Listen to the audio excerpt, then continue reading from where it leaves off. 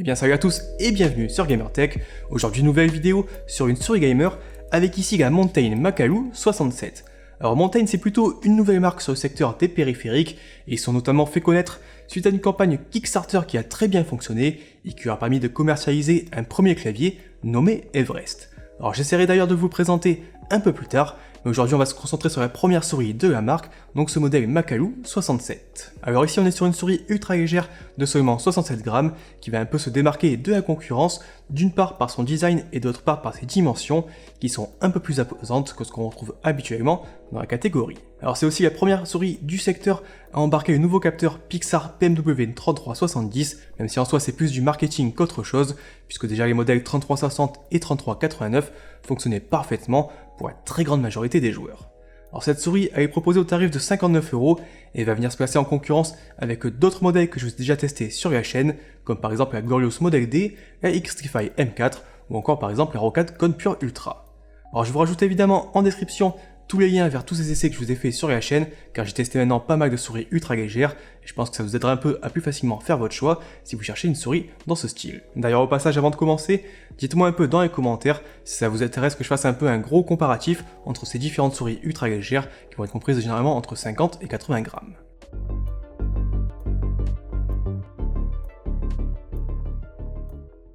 Avant de rentrer dans le vif du sujet, je fais comme d'habitude un petit tour du côté de l'unboxing. Alors ici la souris elle est livrée dans un coffret plutôt bien fait, où on va retrouver un peu les différentes caractéristiques de la souris et quelques visuels. Au passage notez que tout est ici issu du recyclage, donc ça c'est plutôt un bon point pour la marque.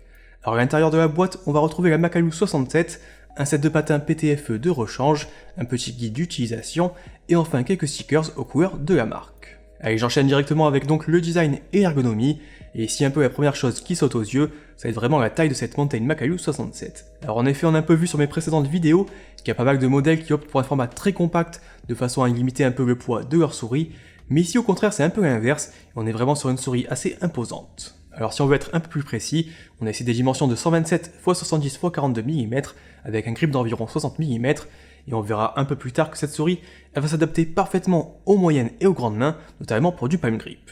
Alors du côté du poids, on est donc à 67 grammes, d'où son nom Makalu 67. Alors 67 grammes, c'est pas forcément la souris la plus légère du secteur, car on a déjà vu des modèles sous la barre des 50 grammes, et même des modèles sans fil à 63 grammes avec la G Pro X Superlight, mais au vu de ses dimensions, c'est plus que correct. Alors à part sa taille, c'est bien sûr son design qui va un peu trancher avec les autres souris du secteur, puisqu'ici on est sur des perforations qui vont être en ligne et non pas circulaires ou en nid d'abeille, comme sur la plupart des souris ultra légères. Alors ça donne un peu une impression de cage thoracique par exemple, et personnellement je trouve ça très réussi, mais dites-moi un peu dans les commentaires ce que vous en pensez. Cette conception un peu particulière, elle semble aussi apporter une excellente solidité à la souris, et franchement ici on peut vraiment y aller et forcer comme un bourrin sur les coques, il n'y a rien qui bouge, rien qui craque, et c'est vraiment plutôt impressionnant. Alors également si on la secoue un peu dans tous les sens, il n'y a vraiment aucun jeu à souligner, et au niveau définition, c'est vraiment une des souris les plus propres que j'ai pu tester récemment, et franchement pas grand chose à redire. Avant de continuer, je précise aussi que la souris elle est disponible en noir ou en blanc, et que pour les amateurs d'éclairage RGB, on va retrouver quelques effets qui viennent entourer la zone de la molette et du bouton DPI.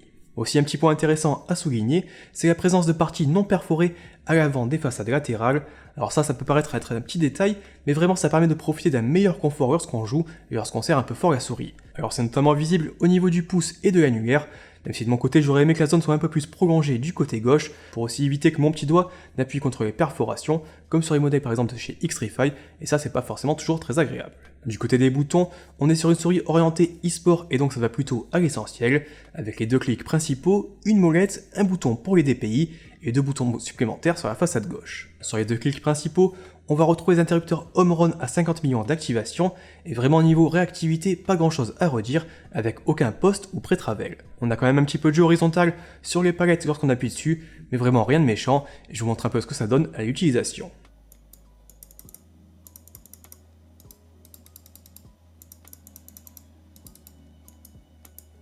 Du côté de la molette, c'est aussi très agréable, avec une roulette qui est pas mal enfoncée dans la souris, et donc qui reste facile d'accès sans trop relever le doigt. Les écrans ils sont plutôt bien marqués, et la texture grippée permet aussi de bien accrocher pendant son utilisation.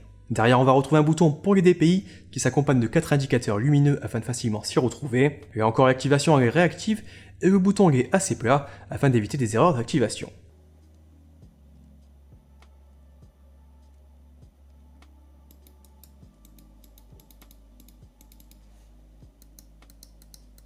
Enfin, les deux boutons latéraux sont eux plutôt imposants et peuvent s'activer aussi très facilement en faisant par exemple légèrement glisser le pouce vers le haut.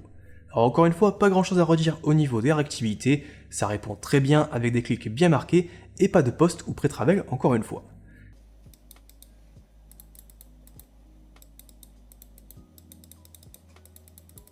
Alors honnêtement, pour une première souris, je trouve ça vraiment très impressionnant et la qualité est vraiment au rendez-vous, que ce soit au niveau définition ou des boutons. Je termine enfin ce petit tour du propriétaire avec l'arrière de la Makalu 67 et son câble. Alors ici sur la base, on retrouve encore une fois des perforations pour limiter évidemment le poids de la souris, ainsi que deux patins 100% PTFE.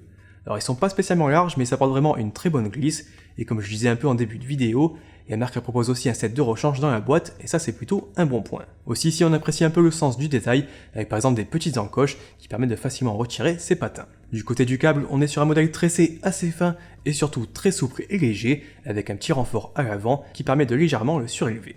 Alors l'utilisation on l'oublie assez rapidement, et vraiment il n'y aura pas forcément besoin d'un bungee pour jouer dans de très bonnes conditions, et ça encore une fois c'est un nouveau bon point pour cette souris. Avant de passer sur les fonctionnalités et le logiciel qui accompagne la souris, petit point évidemment concernant la prise en main de cette Makalu 67.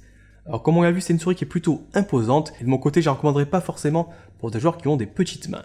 Alors pour eux peut-être une Viper Mini ou une Xtrfy M42 que je vous ai aussi présenté sur la chaîne, ça sera sûrement plus adapté. Si vous avez des moyennes ou grandes mains, la souris de Mountain pourra par contre vous apporter un excellent compromis entre confort et maintien grâce à son format ergonomique. Alors ici on va avoir une partie arrière qui est assez évasée, une zone de grippe un peu plus resserrée, et enfin une coque qui est assez bombée sur sa partie centrale. Alors en pratique, quand on va venir poser la main dessus, on va naturellement s'orienter vers du palm grip ou un hybride entre palm grip et claw grip, et vraiment la souris elle épouse parfaitement la forme de la main. Alors ici par contre attention, si vous avez un peu l'habitude d'effectuer des micro-mouvements sans forcément déplacer votre main, c'est pas forcément évident selon la taille de votre main, et c'est quand même un point à prendre en compte en fonction de votre façon de jouer. Alors je fais maintenant un petit tour du côté du logiciel qui s'appelle Mountain Basecamp, et qu'on peut directement télécharger sur le site du constructeur. Alors là encore vraiment pour un premier soft, on va voir que c'est plutôt réussi.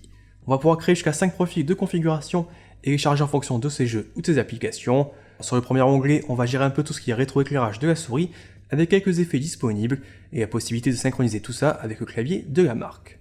En plus des effets proposés, on peut aussi personnaliser l'éclairage avec la couleur de son choix sur l'E-Zone. Sur le deuxième onglet, on va pouvoir modifier le mapping des boutons, mais aussi créer des macros un peu plus complexes via une page dédiée. Alors ici pas grand chose de plus à noter, sauf peut-être des listes d'actions qui sont un peu étroites, et donc pas forcément très pratiques à utiliser, mais je pense que ça peut être facilement corrigé via une mise à jour, j'essaierai un peu de faire remonter à la marque. Enfin on retrouve un onglet réglage qui permet de gérer un peu les options du capteur, avec ici 5 niveaux de DPI entre 100 et 19 000 DPI, avec un pas de 50 DPI. On peut aussi gérer le pulling rate jusqu'à 1000 Hz, la distance de lift-off, ou encore l'accrochage aux angles. Alors dans l'ensemble c'est plutôt complet et fonctionnel, et clairement on a vu bien pire au niveau des logiciels, même sur des marques qui sont implantées sur le secteur depuis bien plus d'années. Je termine enfin avec un point rapide sur les performances de la souris, qui embarque donc ici pour la première fois le tout nouveau capteur optique Pixar PMW 3370. Alors globalement c'est un peu un 3389 qui est amélioré, avec un taux d'erreur qui passe de 1% à seulement 0,5% et une distance de lift-off qui est un peu réduite. Pour le reste, on est sur un capteur capable de grimper jusqu'à 19 000 DPI, d'encaisser des vitesses de 400 IPS et des accélérations de 50 G. Alors à l'utilisation, vraiment à part si vous êtes un robot, peu de chances que vous percevez vraiment une réelle différence entre ce capteur PMW 3370 et le 3389, et l'essentiel ici à noter c'est qu'au niveau du tracking, c'est tout simplement irréprochable. À l'utilisation, ça répond parfaitement au moindre mouvement, comme souvent avec la majorité des capteurs actuels, et encore une fois je pense pas que c'est réellement sur ce point que vous devriez sectionner votre souris, mais plutôt sur l'ergonomie et son format. Alors moi de mon côté j'ai testé un peu la souris sur quelques FPS comme Diabotical, Valorant ou encore Warzone, et honnêtement pas grand chose à lui reprocher. Alors moi pour ma main elle est peut-être un poil trop grand, et je suis par exemple un peu plus à l'aise sur la G Pro X Superlight ou encore la Xtrfy M4, mais vraiment si vous aimez les souris qui sont un peu imposantes ou que vous avez des grandes mains, je pense que cette Makalu 67, ça reste une des meilleures candidates actuelles. Alors jusqu'à maintenant on n'avait pas forcément de souris ultra légère qui répondait à ces critères, et je pense qu'ici la souris de Mountain elle vient un peu combler ce trou. Vraiment la souris elle est solide, réactive et performante, franchement j'ai pas grand chose à y reprocher, et je crois juste les doigts pour que la marque propose par exemple un peu plus tard une version un peu plus compacte par exemple, ou pourquoi pas un modèle sans fil. Allez du coup je pense que j'ai un peu fait le tour de cette souris, et vous avez compris je pense que c'est vraiment un excellent modèle si son ergonomie vous correspond. Alors moi de mon côté, après plusieurs jours, comme je l'ai dit, j'ai pas grand chose à y reprocher, et en plus au niveau du prix, ça reste plutôt abordable, avec un tarif, je le rappelle, aux alentours des 59€. Je vous rajoute évidemment le lien en description, si cette souris justement elle vous intéresse. Aussi, comme d'habitude, si vous avez des questions après avoir regardé cette vidéo, n'hésitez pas à les poster dans les commentaires, et j'essaierai d'y répondre au maximum. Aussi bien sûr, si cette vidéo elle vous a plu, n'oubliez pas le petit pouce bleu. Vous pouvez aussi vous abonner et activer les notifications pour ne pas rater les prochaines, puisque je teste régulièrement des souris ultra légères sur la chaîne, et je vous rajoute d'ailleurs en description un peu le lien des principales souris que j'ai testées récemment. De mon côté, je vous remercie d'avoir regardé cette vidéo, et je vous dis à très bientôt. Allez, ciao!